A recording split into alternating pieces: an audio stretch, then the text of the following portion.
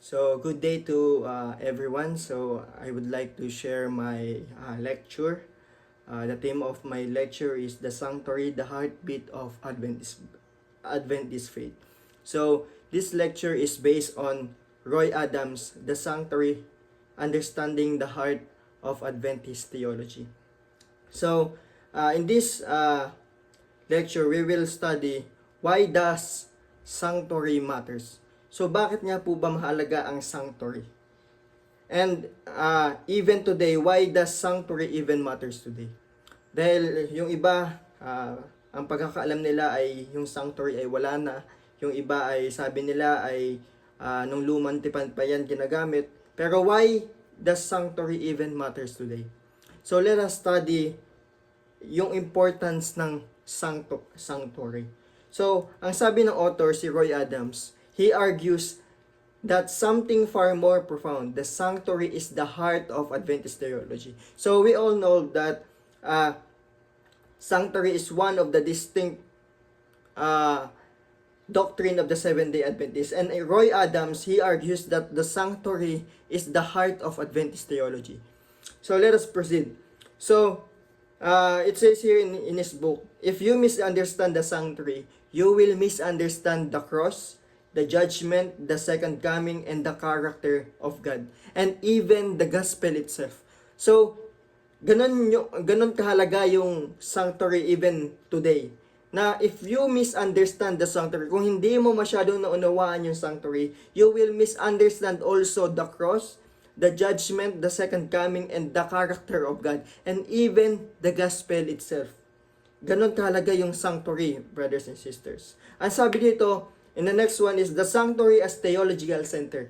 Roy Adams stresses that the sanctuary is not a minor or optional doctrine.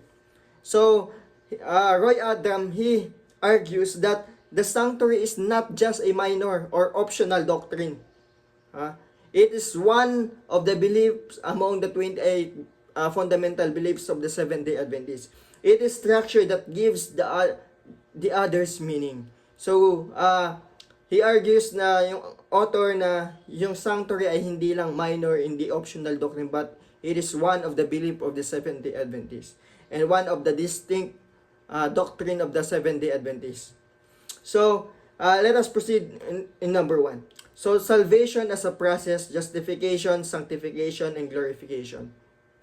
So, it says here, the sanctuary demonstrates that salvation is not a one-time event but a continuous process of God's redeeming work. So, malinaw na binabanggit that the sanctuary, it demonstrates that salvation is not a one-time. Ibig sabihin, hindi yung salvation is not a one-time. Ibig sabihin, yung salvation ay hindi po siya nag-e-end sa cross. As a Seventh-day Adventist, we believe na yung pagkamatay ni Kristo sa cross ay it is complete. Ibig sabihin, wala tayong maidadagdag. It is complete, but it is not completed. Hindi pa tapos. There is a continuous process of redeeming work sa sanctuary.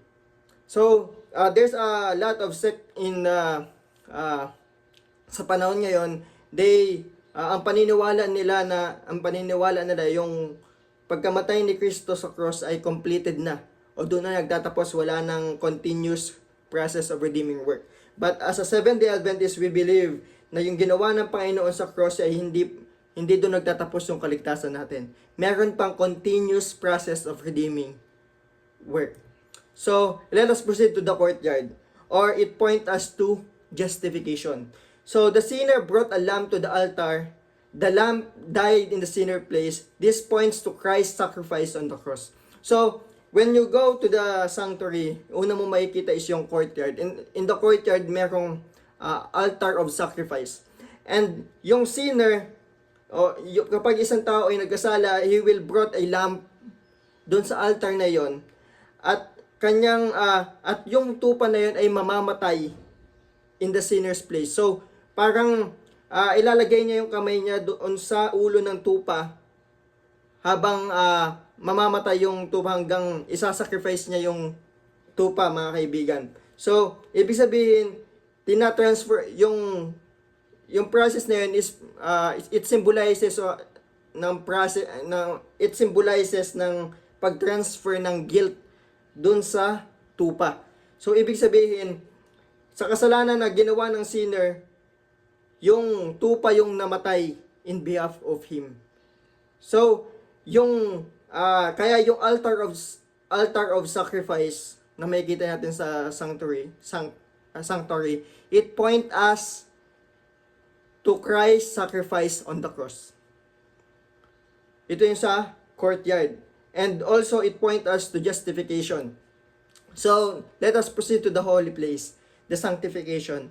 The priest ministered daily before the lampstand, showbread, and altar of incense. So, dito naman after na mag-alay yung isang sinner ng tupa, na mamatay yung tupa in behalf of him, meron tinatawag na lever sunod ang holy place. Ang holy place ay dito lang ay nakakapasok ay mga priest. At na kung saan yung priest dito magmi-minister yung priest daily before the lampstand and showbread and the altar of incense. And this symbolizes Christ's ongoing intercession in heaven.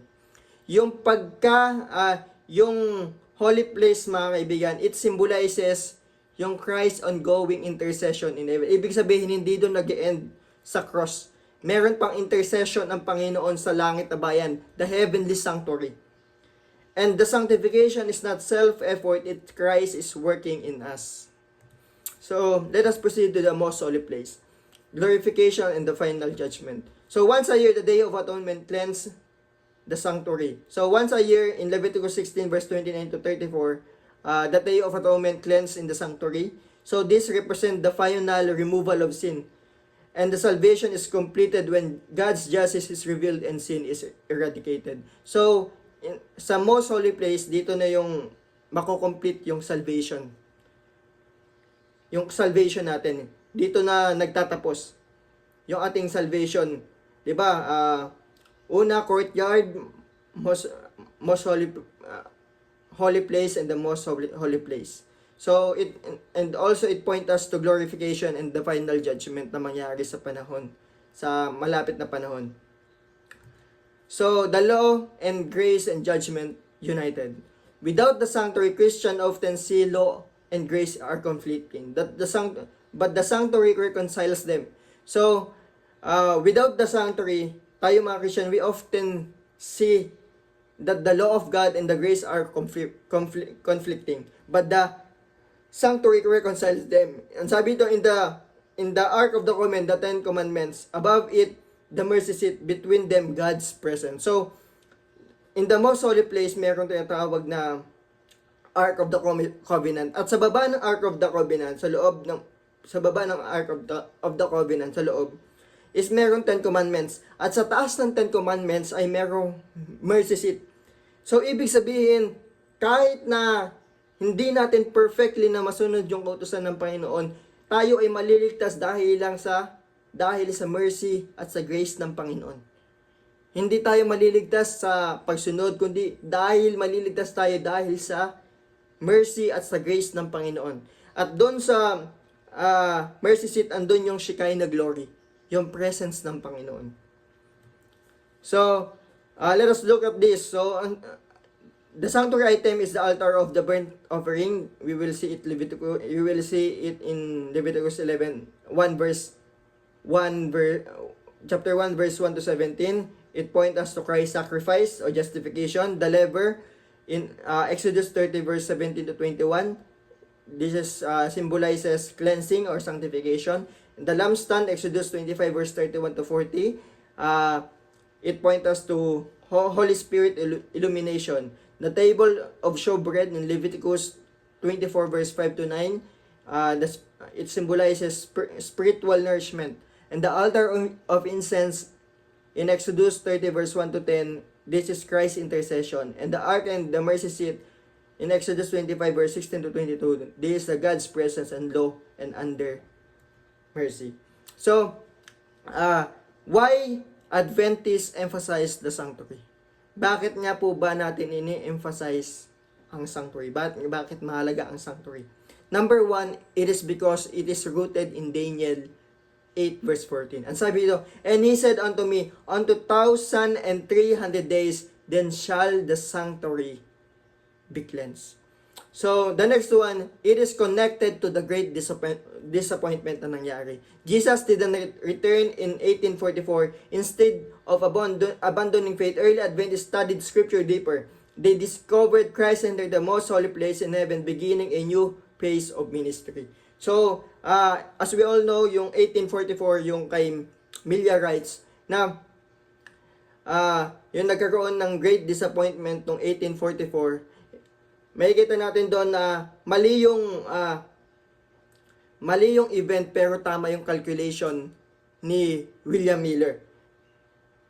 At yung mga early Adventists, they studied the scripture deeper and they discovered that yung 1844 ay hindi pala yung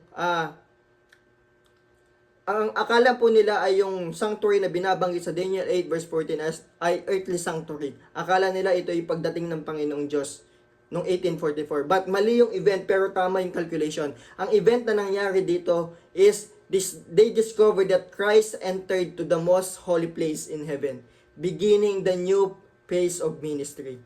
And number 3, clarifies Christ's ongoing ministry. Ang sabi dito, Jesus is our high priest in Hebrews 4 verse 14 to 16. He intercedes for us continually.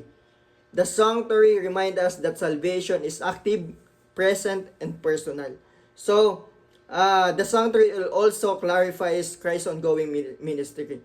Ibig sabihin, hindi nagtatapos doon sa cross, kundi it continues. Siya po ay naging priest, ang Panginoon ay naging high priest to intercede us continually.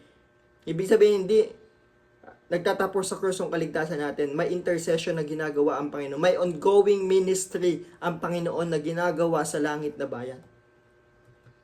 Sa heavenly sanctuary. And also, the sanctuary protects the character of God. Bakit?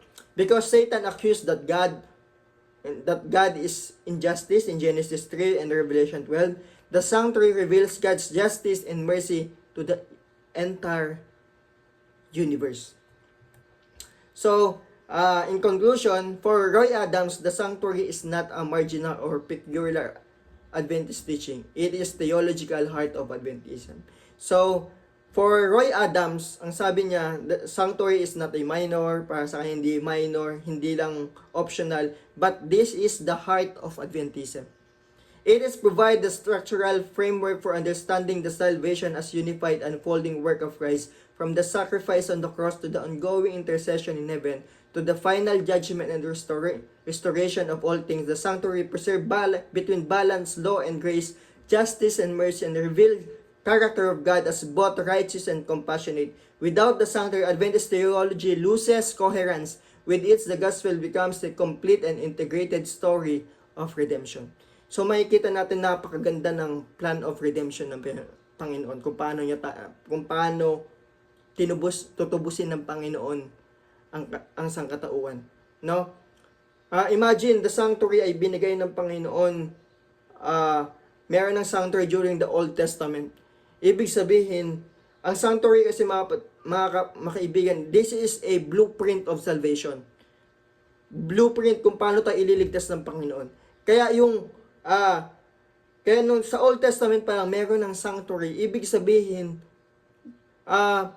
simula pa lang nung una, meron na palang ang Panginoon na blueprint kung paano niya tayo ililigtas. Meron na siyang plan of redemption para sa sangkatuan. Is it good news to each every one of us na ang Diyos ay meron na siyang inihandang plano kung paano niya tayo ililigtas? Hindi dahil sa ating gawa, hindi dahil sa ating gawa, kundi dahil sa kabutihan ng Panginoon, dahil sa kanyang biyaya, dahil sa kanyang awa, sa kanyang mercy.